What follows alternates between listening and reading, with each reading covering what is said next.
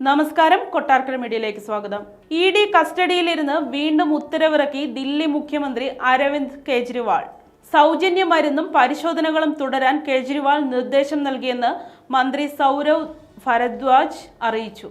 ദില്ലിയിലെ ജനങ്ങൾക്കൊപ്പം എക്കാലവും ഉണ്ടാകുമെന്നും അവരുടെ ആരോഗ്യം എന്നും പ്രഥമ പരിഗണനയിലെന്ന് കെജ്രിവാൾ അറിയിച്ചുവെന്നും സൗരവ് ഭരദ്വാജ് പറഞ്ഞു. അതിനിടെ അരവിന്ദ് കെജ്രിവാളിന്റെ അറസ്റ്റിനെതിരെ പ്രധാനമന്ത്രിയുടെ ഓഫീസ് വളഞ്ഞ് പ്രതിഷേധിച്ച AAP പ്രവർത്തകരും പോലീസും തമ്മിൽ സംഘർഷമുണ്ടായി.